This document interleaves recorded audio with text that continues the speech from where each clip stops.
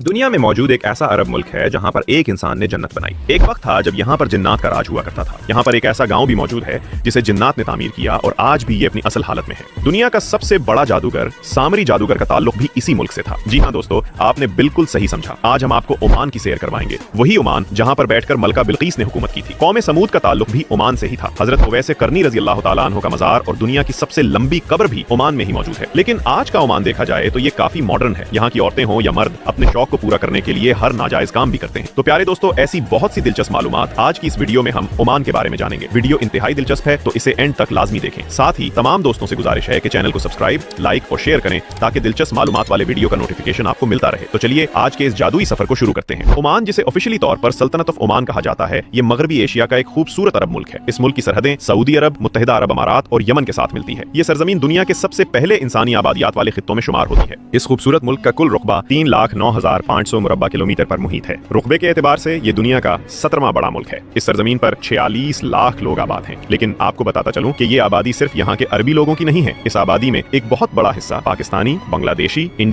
मिस्री, ये तमाम लोग शामिल हैं। हत्ता के फिलिपाइन और युगांडा के लोगों की भी एक कसीर तादाद इसमें मौजूद है। इस सरजमीन का दूसरा सबसे बड़ा और खूबसूरत तरीन शहर सुलाला शहर है। ये शहर अरब मुल्कों के लिए एक कुदरत का बेहतरीन तोहफा है। यहाँ जून, जुलाई, अगस्त के महीनों में मौसम ठंडा और जबरदस्त हो जाता है। पूरे अरब मुल्कों से लोग इस मौसम का लुत्फ उठाने के लिए यहाँ आते हैं। इस मौसम को मितर का नाम दिया गया, यानी इस मौसम में हवा में हल्की हल्की नमी और ठंडक होती है। इन दिनों में पहाड़ सरसब्ज हो जाते हैं और हर तरफ देखने पर सब्जा ही सब्जा नजर आता है। यहाँ इन दिनों में एक खूबसूरत मेला भी लगता है जहाँ लोग खूब एंजॉय करते हैं। दूसरे ममालिक से आने वाले लोग यहाँ अपनी फैमिलीज के साथ आकर खूब एंजॉय करते हैं। इस शहर का कुल रुकबा 1,500 मुरब्बा किलोमीटर है और इस शहर में 3,31,449 लोग आबाद हैं। लेकिन ये आबादी सिर्फ वहाँ के अरबी वतनी लोगों की नहीं है, इसमें दूसरे मुल्कों के लोग भी शामिल थे। तो चलिए अब हम मुकद्दस मकामात की सैर करते हैं। मोहतरम नाज़रीन, हुजूर अकरम सल्लल्लाहु तआला अलैहि वसल्लम के एक बहुत बड़े आशिक हजरत उवैस करनी रजी अल्लाह तआला अन्हु का मज़ार मुबारक भी उसी शहर में मौजूद है, यानी सुलाला में, जो पहाड़ों के बिल्कुल बीच में वाक़ है। ये वही हजरत उवैस करनी रजी अल्लाह तआला अन्हु हैं जिन्होंने सारी जिंदगी अपनी वालदा मोहतरमा की खिदमत की और अल्लाह रब्बुल इज्जत के यहाँ एक अजीम मर्तबा पाया। हुजूर अकरम सल्लल्लाहु तआला अलैहि वसल्लम के दौर में मौजूद होते हुए भी ये एक ताबई गुजरे, यानी उन्होंने जागती आंखों से सहाबाए किराम को देखा, लेकिन हुजूर अकरम सल्लल्लाहु तआला अलैहि वसल्लम से मुलाकात ना हो पाई, जिसकी वजह सिर्फ और सिर्फ अपनी वालदा की खिदमत थी। इनके मज़ार मुबारक पर सालाना हजारों लोग हाजिरी देते हैं और फातिहा का नजराना पेश करते हैं। पाकिस्तानी, इंडियन और बांग्लादेशियों की तादाद ज्यादा होती है। अब हम जियारत करेंगे दुनिया की सबसे लंबी कब्र, यानी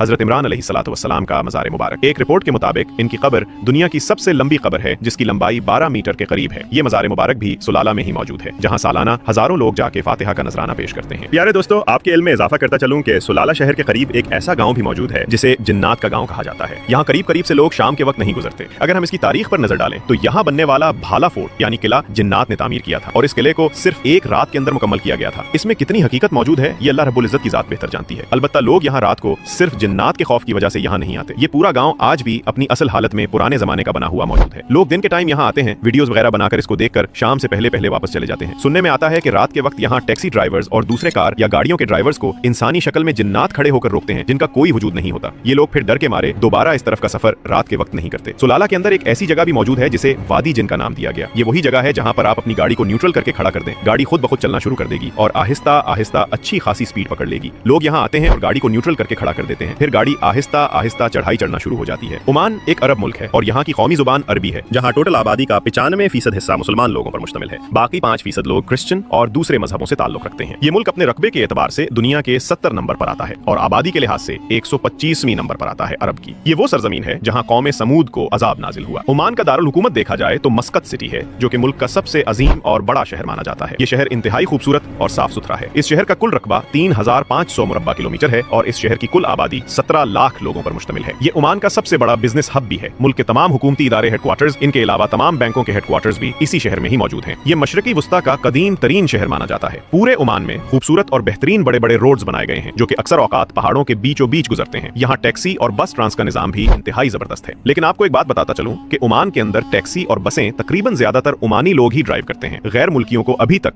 गवर्नमेंट की तरफ से इजाजत नहीं है कि वो टैक्सियों को चला सके। ओमान के कानून में ये शामिल है कि अगर आप कोई भी बिजनेस कर रहे हैं, हत्ता कि अगर आप एक शॉप भी डालते हैं, तो वहाँ पर ओमान के सुल्तान की तस्वीर होना लाजिम है। ये वहाँ के कानून में शामिल है। ऐसा ना करने की सूरत में बलदिया की तरफ से जुर्माना भी दिया जाता है। ओमान एक अरब और गर्म मुल्क है। यहाँ गर्मियों में गाड़ियों के बम्पर्स तक तक पिघल जाते हैं। खुश्क और गर्म हवा साल के तकरीबन 10 महीने ही चलती है। प्यारे दोस्तों, अगर हम आज जो 2025 में ओमान को देखें तो आज का ओमान काफी मॉडर्न हो चुका है। यहाँ की लड़कियां जदीद लिबास भी पहनती है और अबाया भी करती है। ओमान के अरब लोग भी दूसरे अरब लोगों की तरह अपना शौक पूरा करने में कोई कसर नहीं छोड़ते। ओमान में आपको आज डांसिंग क्लब्स और बार भी देखने को मिलेंगे। इसके अलावा जगह जगह पर प्राइवेट पार्टीज का एहतमाम भी किया जाता है, जिनमें लोग खूबसूरत लड़कियों को दुनिया से लाते हैं और उनसे बिली डांस करवाते हैं, जो कि आज अरब का एक कल्चर बन चुका है। इसके अलावा मस्कत में भी आपको प्राइवेट पार्टीज देखने को मिलेगी, जिनमें लड़की इंतहाई फेहिश कपड़ों में डांस करती है। ओमान में चलने वाली करेंसी ओमानी रियाल है, जो कि दुनिया की दूसरी मजबूत तरीन करेंसी मानी जाती है। एक ओमानी रियाल पाकिस्तानी 724 रुपए के बराबर और इंडियन 225 रुपए के बराबर है। पूरे मुल्क में सफाई इतनी है कि देखने वाले का दिल खुश हो जाता है। ओमानी लोग प्यार मोहब्बत वाले हैं। यहाँ की शादियां इंतहाई खूबसूरत अंदाज में की जाती हैं। ओमानी ट्रेडिशनल कल्चर को सामने रखकर शादियां की जाती हैं। ओमानी रक्स होता है जिसमें मर्द और औरतें सब शामिल होते हैं। खाने में वसी और अरीज खाने का इंतजाम होता है, जिसमें मटन मदफून या लहम मदफून है। यहाँ के लोग भी दूसरे अरब मुल्कों की तरह सारा साल कहवा, खजूरें और खुश्क मेवाजात खाते हैं। ओमान के लोगों का लिबास कंदोरा है, लेकिन ये दूसरे अरब मुल्कों की तरह सर पर रुमाल और गातरा नहीं रखते, बल्कि ये एक खास किस्म की टोपी पहनते हैं जो कि उनके कल्चर को जाहिर करती है। तो प्यारे दोस्तों, ये थी हमारी ओमान के मुतालिक आज की छोटी सी वीडियो। अगर वीडियो अच्छी लगी हो तो वीडियो को लाइक और चैनल को भी सब्सक्राइब कर दें। मिलते हैं इंशाअल्लाह एक नई वीडियो में, तब तक के लिए अल्लाह हाफिज। पुराने वक्त की बात है। एक गांव में एक आदमी रहता था और इसके 3 बेटे थे और इसने एक घोड़ा भी पाल रखा था। जब वो मर गया तो इसके बेटों ने आपस में मशवरा किया कि घोड़े को काट के इसका एक एक पाँव ले ले, लेकिन मुश्किल ये थी कि बाकी जिस्म को किस तरह आपस में तकसीम किया जाए, क्योंकि वो तीनों बेवकूफ़ थे। तो इतने में एक शख्स का वहाँ से गुजरना हुआ। उसने उनसे आकर पूछा कि भाइयों, आप में किस बात का इख्तलाफ है, मुझे बताओ, हो सकता है मैं इस बात का कोई हल निकाल सकूं। उन भाइयों में से एक बोला, इस घोड़े को हम आपस में किस तरह बांटें? तो इस शख्स ने कहा कि इस घोड़े को बेचकर पैसे आपस में तकसीम कर लो। तो तीनों भाई आपस में राज़ी हो गए और इस घोड़े को बेचने के लिए निकल पड़े। सफ़र में रात हो गई और तीनों भाई सफ़र के मारे थके थे और लेटते ही इन्हें नींद आ गई। जब वो गहरी नींद में थे तो रात के पहर एक चोर आ गया। उसने देखा कि तीनों आदमी बड़े बेखबर सो रहे हैं, तो वो घोड़े की जानिब बढ़ा और घोड़े को साथ ले गया। थोड़ी देर बाद एक भाई की आँख खुली। उसने देखा कि घोड़ा गायब है, तो जल्दी से उसने दूसरे भाई को आवाज़ देकर उठाया। भाई उठा। उसने कहा, सो जाओ, हो सकता है साबिर ले गया हो, सुबह उससे ले लेंगे। और सुबह होते ही तीनों भाई उठकर रवाना हो गए। रास्ते में इन्होंने एक ऊँट के पाँव के निशान देखे, तो इन तीनों भाइयों में एक ने कहा, ये तो ऊँट के पाँव के निशान है, और दूसरे ने कहा, ये नर ऊँट के पाँव के निशान है, और तीसरे ने कहा, ये तो एक आँख से अंधा भी है। और फिर वो आगे बढ़ गए और कुछ ही देर का सफ़र किया होगा कि उन्होंने देखा कि एक शख्स परेशान हालत में आ रहा है। उसने उनसे पूछा कि आप लोगों ने यहाँ ऊँट तो नहीं देखा? एक ने कहा, नर ऊँट। दूसरे ने कहा, एक आँख से अंधा भी था। तीसरे ने कहा, वो मुहार तोड़कर भागा होगा। उस शख्स ने कहा, तुम लोग बिल्कुल ठीक कह रहे हो, वो ऊँट आप लोगों ने कहाँ देखा है? उस पर तीनों भाइयों ने एक ज़बान होकर कहा, हमने नहीं देखा, तुम आगे जाकर देखो। उसने कहा, भाइयों, तुम्हारे पास इस कदर मालूमात है और फिर भी तुम लोग इनकार कर रहे हो। भला ये क्या बात हुई? हो ना हो तुम ही मेरे ऊँट के चोर हो। चलो बादशाह के पास चलो, वही इस बात का फैसला करेंगे। वो सब मिलकर बादशाह की दरबार की तरफ चल पड़े। रास्ते में इन्होंने एक इंसान के पैर के निशान देखे। तीनों भाइयों में से एक ने कहा, लगता है ये किसी औरत के पाँव के निशान है। दूसरे ने कहा, लगता है घर से नाराज़ होकर निकली है। तीसरे ने कहा, लगता है रात के वक्त घर से भागी होगी। यूं ही बातें करते करते एक शख्स से मुलाकात हुई। उसने पूछा, रास्ते में आप लोगों को कोई औरत तो नज़र नहीं आई? जिस पर तीनों भाइयों ने अपने लगाए हुए अंदाज़ों का तज़किरा किया, जिस पर वो आदमी हाँ हाँ कहता रहा कि हाँ आप ठीक कह रहे हैं। जिसके बाद तीनों ने एक ज़बान होकर कहा, हमने तो नहीं देखा उसे। जिस पर आदमी ने कहा, कैसे मान लूँ कि तुम लोग नहीं जानते, जबकि जो मालूमात तुम तीनों ने कुछ देर पहले दी वो बिल्कुल दुरुस्त थी। फिर तुम लोग कैसे नहीं जानते? इसका मतलब वो औरत यकीनन तुम लोगों के पास है। جس کے جواب میں ان سب نے کہا اگر تمہیں ہم پر شک ہے تو چلو تم بھی ہمارے ساتھ بادشاہ کے دربار چلو۔ چنانچہ وہ شخص بھی ان کے ساتھ چل پڑا۔ چلتے چلتے وہ ایک شہر میں پہنچ گئے۔ وہاں پر رک کر انہوں نے ایک دکاندار سے پوچھا کہ صابر کا گھر کہاں ہے، تو اتنے میں ایک شخص وہاں پر آ گیا۔ اس نے کہا میں ہوں صابر، کہو کیا بات ہے؟ انہوں نے کہا کل تم ہمارا گھوڑا لے گئے تھے، وہ واپس کر دو۔ اس نے کہا تم پاگل ہو، احمق ہو، بھلا میں نے کیسے تمہارا گھوڑا لے لیا؟